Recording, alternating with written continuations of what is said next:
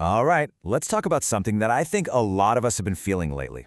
We're going to dig into this powerful idea that might just explain why so many of our modern debates feel, well, kind of broken.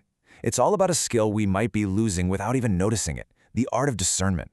You know that feeling when you're in a debate and it seems like you and the other person aren't just disagreeing, you're playing completely different games.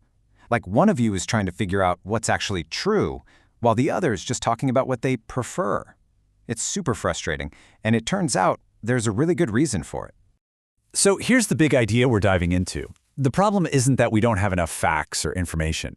No, it's something way deeper. It's a fundamental shift in our intellectual habits, in the very way we're all being taught to think.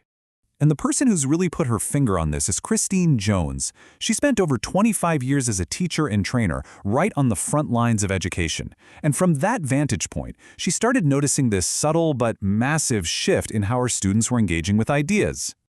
Okay, so to really get what's changed, we've got to rewind a bit. We need to look at an older model of thinking, which was built around this really powerful teaching tool called the Socratic Fork. The idea was actually pretty simple, but it was powerful.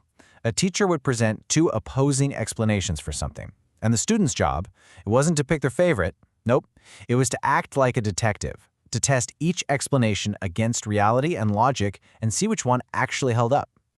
Right, but here's the thing. This whole approach only works if everyone agrees on a few basic ground rules, which you can kind of see as these pillars here. The core beliefs were that truth is something you discover, not something you invent, that a contradiction is a fatal flaw in an argument, not just a different opinion, and that good judgment means aligning your mind with the way things really are. So the bottom line was, the task was never, hey, choose what you like. It was always, examine what is real. This was basically mental strength training for telling the true from the false. The entire goal was objective analysis, not just personal expression. Okay, so let's fast forward back to today, because the intellectual environment has changed dramatically. Jones argues that we've moved away from that Socratic fork to something she calls the consumer reflex. Just think about it. We live in a world of endless choice, right? And that consumer mindset has totally seeped into how we handle ideas. The consumer reflex is that gut instinct to treat a set of beliefs like brands on a supermarket shelf. So the question is no longer, which one is true?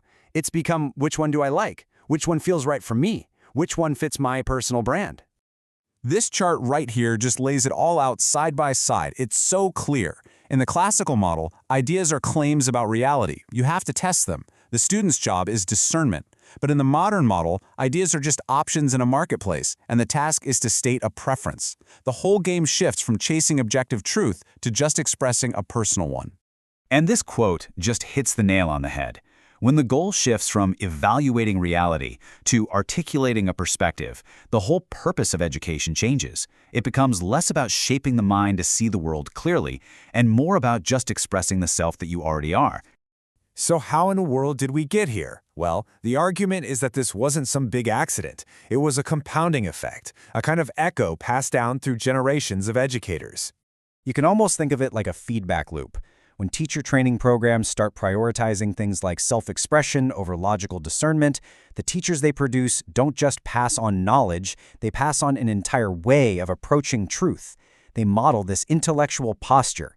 And then their students, some of whom go on to become the next generation of teachers, carry that exact same posture forward, basically cementing it as the new normal. And let's be super clear here, this isn't about anyone being less intelligent or anything like that. It's about the underlying mental software we're all running now. The issue is a change in our formative intellectual habits, the default settings for how we think, how we reason, and how we argue. So that brings us to the big challenge we're facing today. If our fundamental habits of thought have changed this much, what does that actually mean for our ability to solve problems, or even just find common ground? And this right here is a critical point.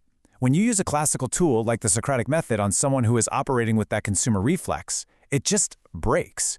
You present two competing ideas and say, let's analyze these logically. But what they hear is, pick your favorite product. You're speaking completely different languages. So what's the path forward? The argument is that we have to go back to the absolute basics. Before we can even start to debate complex topics, we might need to restore the very foundation of clear thinking itself. And that means, like this slide lays out, getting really disciplined about defining our terms. It means recognizing that a logical contradiction is a real problem. And it means remembering that our claims are about how reality actually works and that they have real consequences. So at the end of the day, the challenge laid out here is way deeper than just coming up with better arguments. It's about restoring the mental habits that make objective evaluation even possible in the first place. The goal isn't just to win a debate, it's to build better thinkers. And that leaves us with a central question for our time, doesn't it? In an age that's all about preference, how do we restore the habit, the lost art, of discernment? It's a challenge that touches everything, from our schools to our politics to our dinner tables. Thanks for digging into this with me.